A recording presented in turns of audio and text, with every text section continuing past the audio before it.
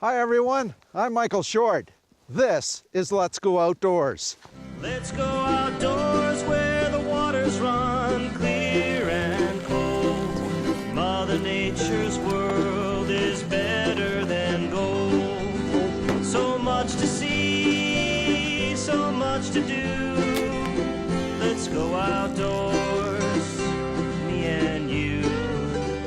Let's Go Outdoors with Michael Short.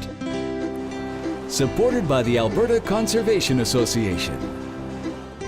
Hi everyone, welcome to Let's Go Outdoors. I'm Michael Short. I'm Mary Halbert. And I'm Elma Mehmedbegovic.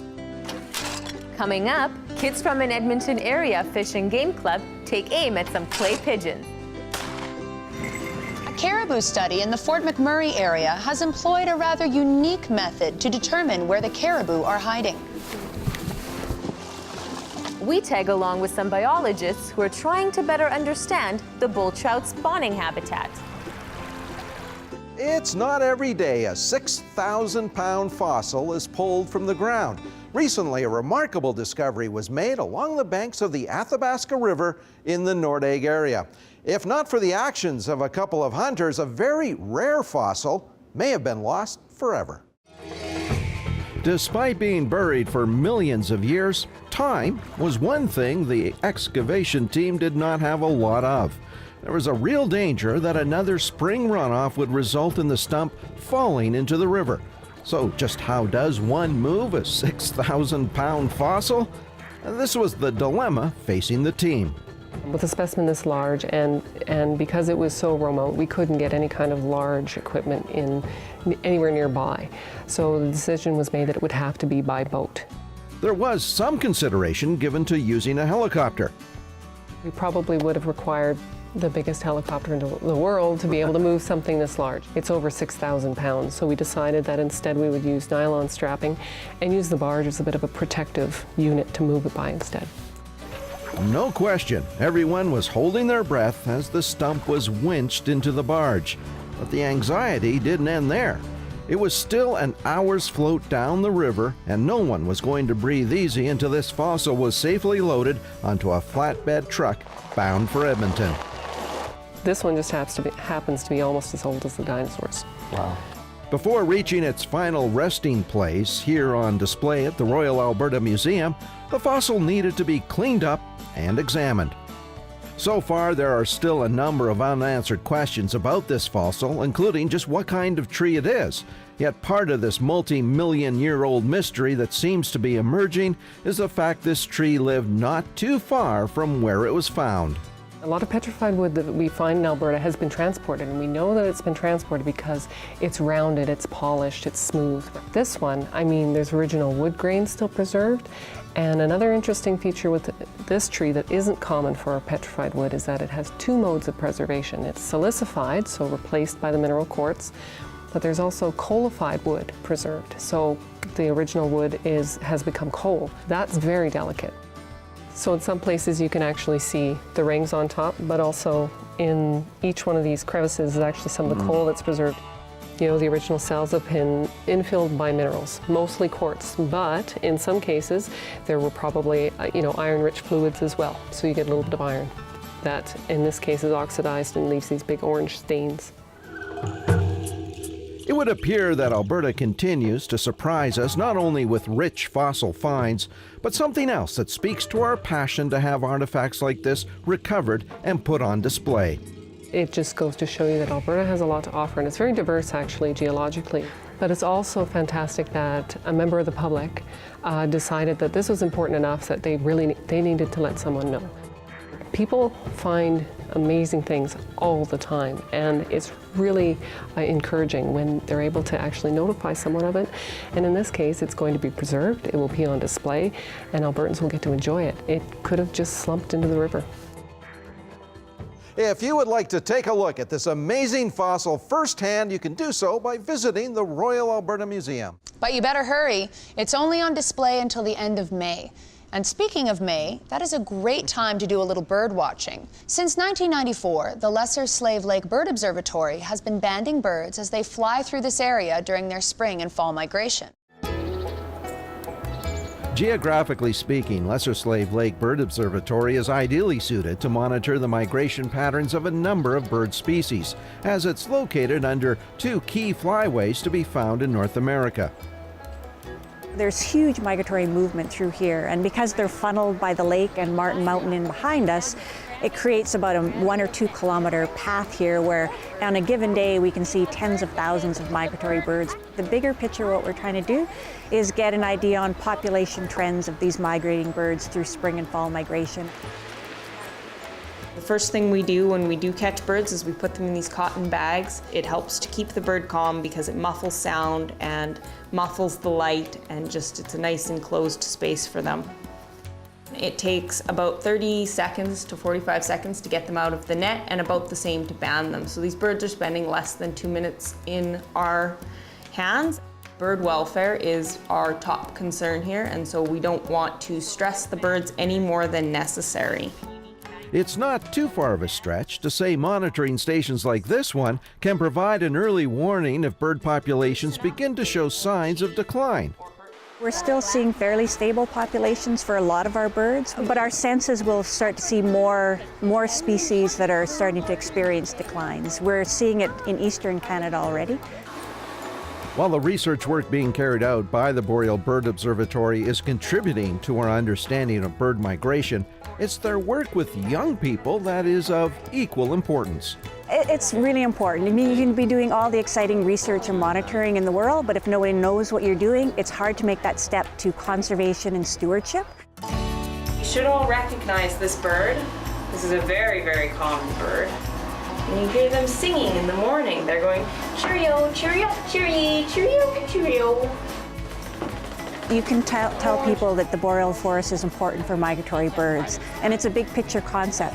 But if you get a group like this and you're holding that little robin for them, saying this bird flew 3,000 kilometers to get to the boreal forest, and the boreal forest is critical for their survival and raising their family, that's the connection. Does that hurt? No, not really. She doesn't like this very much. She weighs 84.4 grams. There she goes. Off like that. Where'd she go? Out the window. On your mark, get set, go, stop. And judging by the response of these energetic junior forest wardens, a connection is being made. Bad storm, lots of snow, no flying today. Brr, you're cold and hungry. Shiver for 5 seconds. 1, 2, 3, 4, 5. Okay, who would like to be a bird bander? I do. Okay, all you guys over here? And once this group has had a chance to see how to band a bird, it was their turn to try, although not with real birds. So the first thing you're going to figure out is what kind of bird it is. Then you're going to look at your bird and you are going to tell me, is it a male or a female? So do you guys think you can do that? Yeah. First you have to put the leg like that. You have to slide it on without hurting it. On your mark, get set, go.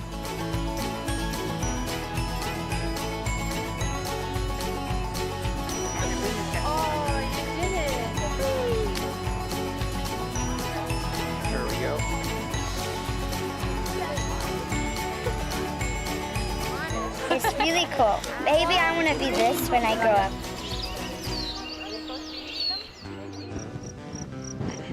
Coming up, voices from our past as we visit Writing on Stone Provincial Park. You can see hills in the background. The Alberta Conservation Association is proud to be partnered with Alberta Fish and Game Association, Alberta Hunter Education Instructors Association, Alberta Professional Outfitters Society,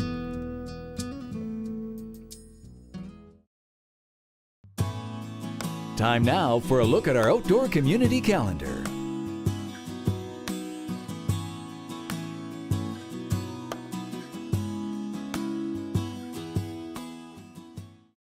Biologists with the Alberta Conservation Association are wading through creeks in the Crow's Nest area looking for reds. By knowing where bull trout are spawning, the ACA can work with companies like Devon Energy to safeguard these sensitive areas.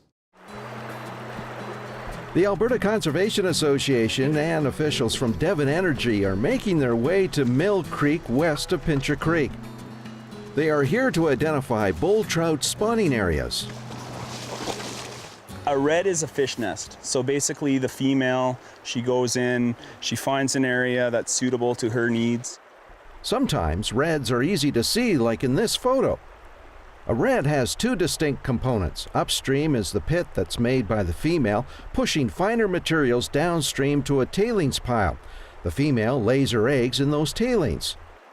A good distinguishing feature for the pit is the lack of fines compared to the tailings. The female has basically pushed all the fines that were once here back further to bury her eggs. In this video supplied by the ACA, you can see the male bull trout waiting while the female lays her eggs in the fine gravel. Watch as he aggressively scares off other fish. The female lays the eggs, the male fertilizes them. Then the female returns to cover the eggs with fine gravel.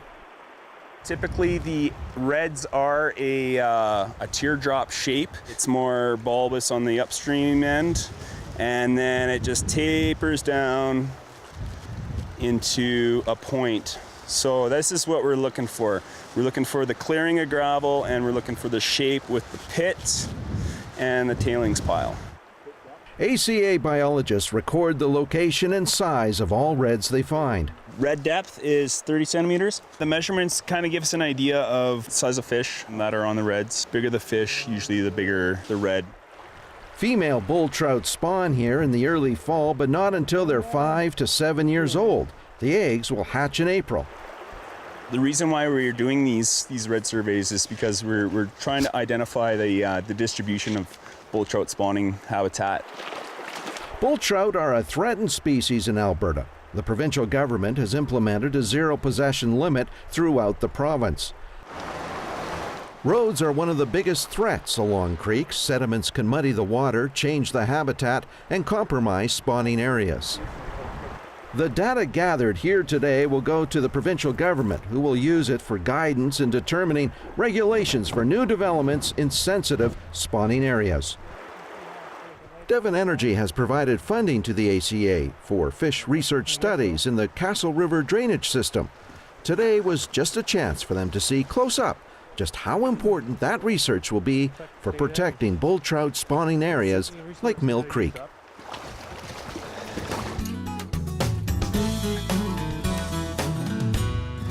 Today on Facebook, you can write on someone's wall. But now we're going to look back at how that was done hundreds of years ago as we travel to Writing on Stone Provincial Park. Located in the far south of Alberta, just north of the U.S. border, this site features messages from First Nations people from up to 300 years ago.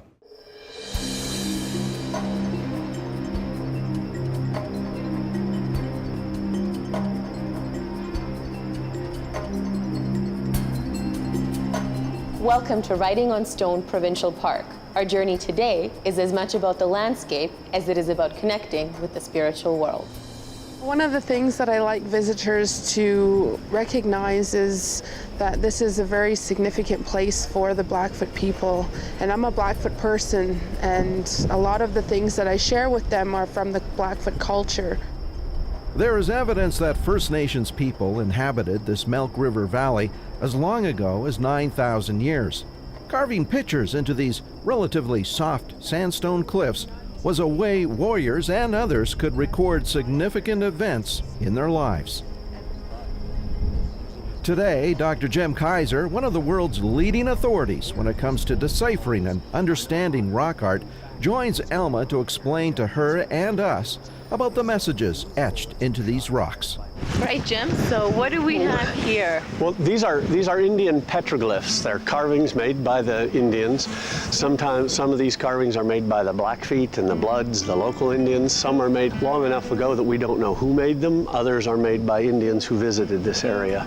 Okay. But lots of these carvings are apparently made by the Blackfeet. For good luck? In a sense, yes. Some of these carvings have to do with the acquisition of spirit helpers. Okay. So then that brings you not only good luck, but success in your life. It's not just a matter of luck. And others of these carvings show warriors, and essentially they're saying, this is who I am. I'm an important man here, and I have done these important deeds. And so the carvings are made to commemorate these important deeds. Why don't we go along the cliff and see some more of this stuff? Perhaps there is no stronger illustration of recording an important deed than this 300-year-old carving of a warrior in battle.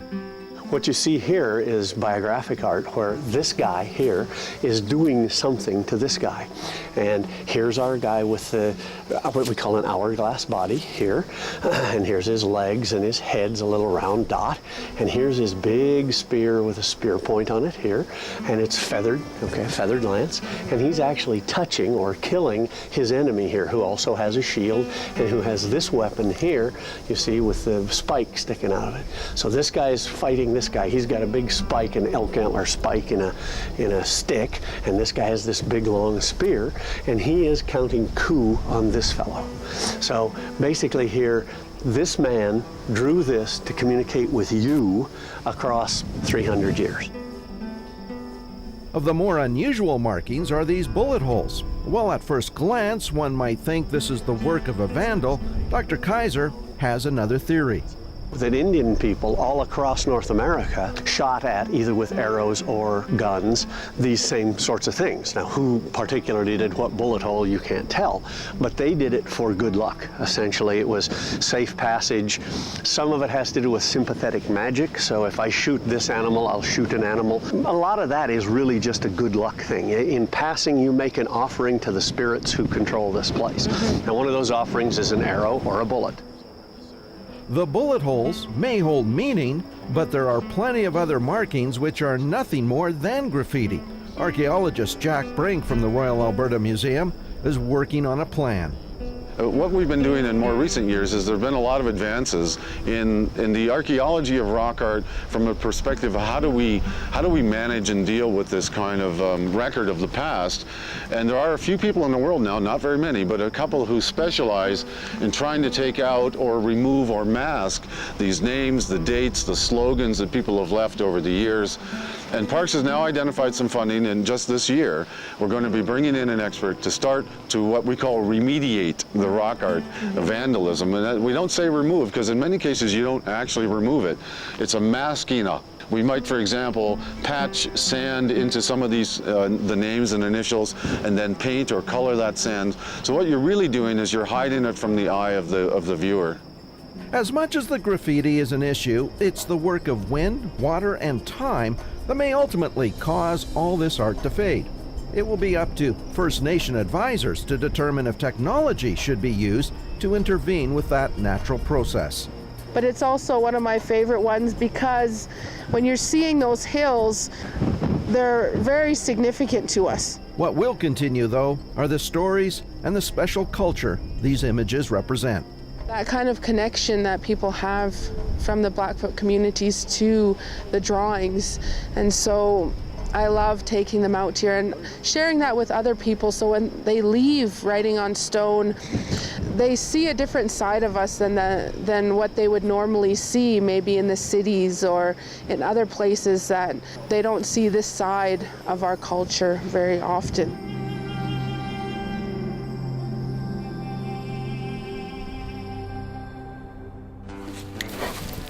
Coming up, we follow the highly trained nose of Scooby to sniff out some scat.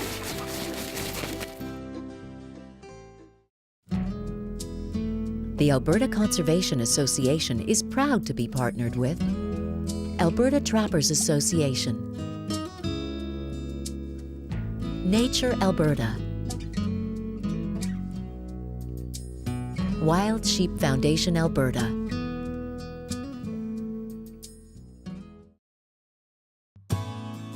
Time now for a look at our outdoor community calendar.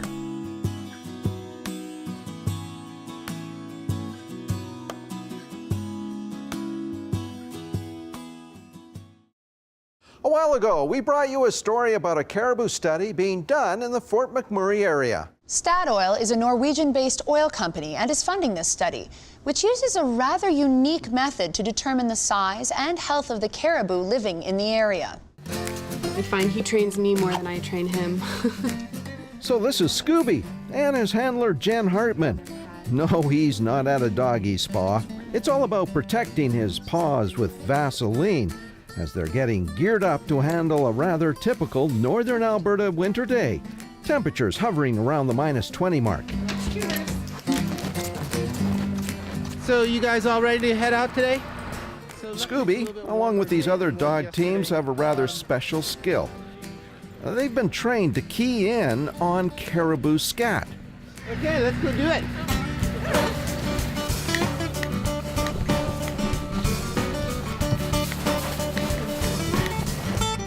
Once we arrived in our assigned area, Scooby isn't out of the truck for 5 minutes before he's on the scent, and despite the deep snow, hits the mark. Good boy!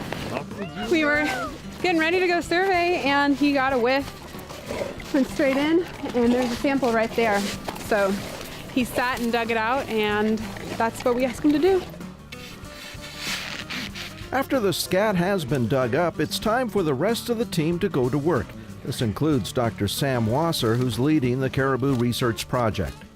There it goes. Number matches up with our barcode.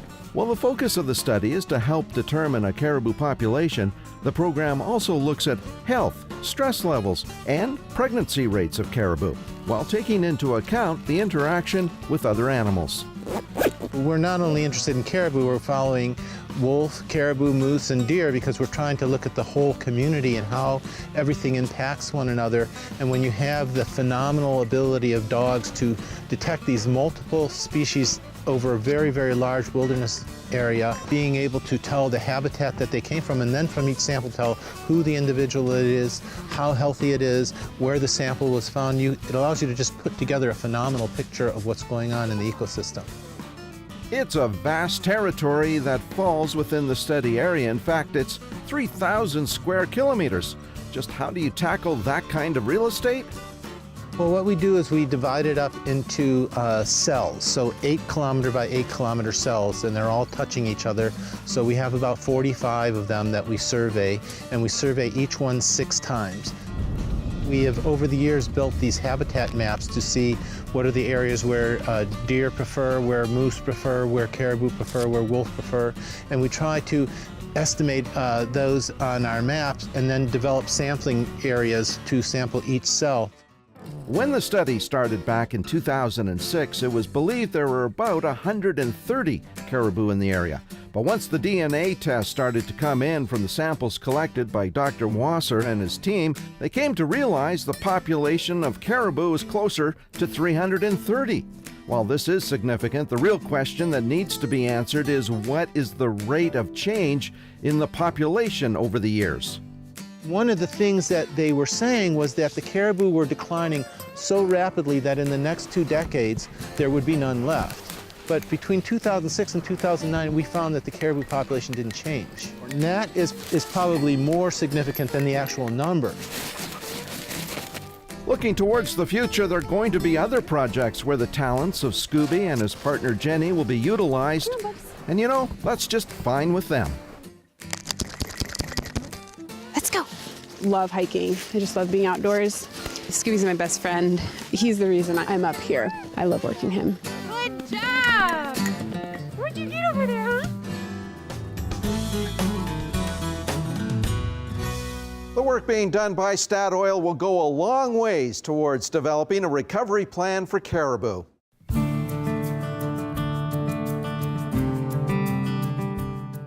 Hi, I'm Brad Fenson with the Alberta Fish and Game Association with your outdoor tip of the week. Today we're going to talk about dressing for success. Getting out there in the winter and enjoying all those activities we have. Basically what everyone needs to do is layer their clothing. And you want to start with a good base layer, and what I'd highly recommend is polypropylene. I grew up playing hockey on an outdoor rink and had cotton long johns, and they were absolutely terrible. If they got damp at all, they'd stay wet. They weren't warm. But with the new polypropylene, what it does is it actually wicks the moisture off your skin. draws it away from you, and allows your clothing to hold in the heat like it's supposed to. If you're really prone to getting cold, some of the new products like this Under Armour heavy duty stuff has very high pile. Not only does it insulate you, but it's got all of those little air chambers to hold the heat, which works extremely well. Layering on top, it's still hard to beat good old wool. This is a merino wool jacket I have, and over top of these polypropylene long underwear, this is as warm as any parka that I've ever worn. When you're going outdoors, you want to use these types of layers from head to toe. Polypropylene, I'm going to show you just how well it works. You can get it wet, wring it out, and that sock will actually be dry in under a minute. Try that with a cotton sock. And no matter what the temperature is or the weather conditions, you're going to enjoy your adventure outdoors.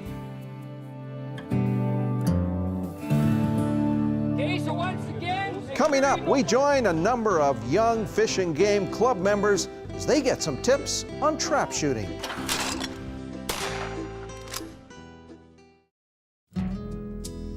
The Alberta Conservation Association is proud to be partnered with Pheasants Forever, Alberta Council,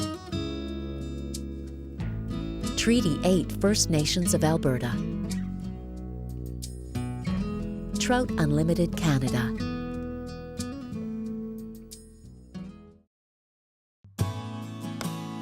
Time now for a look at our outdoor community calendar.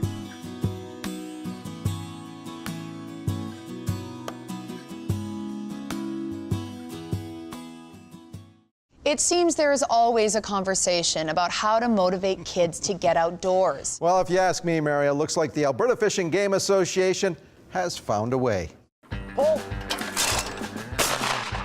By providing a safe and supervised environment, these kids are afforded an opportunity to try their hand at trap shooting, one of the Olympic shooting sports. Good hit! Is the line ready? Good hit! We are giving the youth a chance to experience it as opposed to sitting at home playing on their iPads and watching the computer games. This is the 42nd annual Andrew Young Memorial Junior Trap Shoot.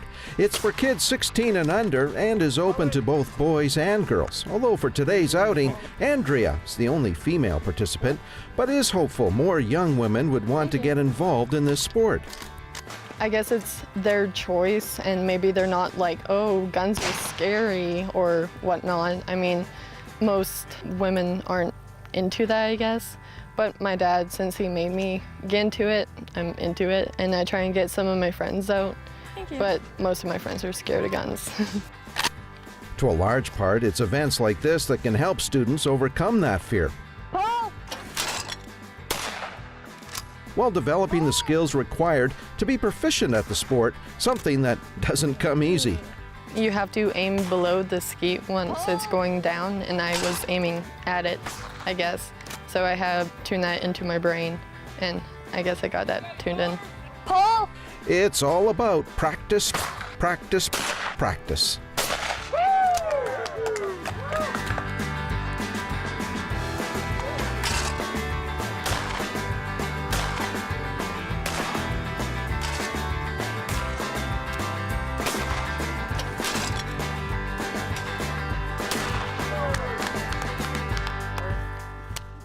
Helping to pull an event like this together requires a number of volunteers, as well as some financial support. This is where the Alberta Conservation Association stepped up to the plate. No break for the volunteers, Perry! I was able to put in for a grant with them, and I was given $3,000 in order to buy proper size equipment and the associated equipment that's required to put on a shoot like this. So now we have our firearms, and it's all really good on their behalf. And once again, thank you, ACA. Guns up, change station. If you would like to catch previous stories featured on Let's Go Outdoors, then track down our website at letsgooutdoors.ca. Remember, the outdoors is here for all of us to enjoy. If you see someone taking away from that enjoyment, call the Report a Poacher line. Till next time, I'm Elma Mehmed Begovic. I'm Mary Hulbert. And I'm Michael Short. Let's go outdoors. I know where I want to be. Outside, wild and free. Let's go outdoors. Let's go outdoors. You and let's go.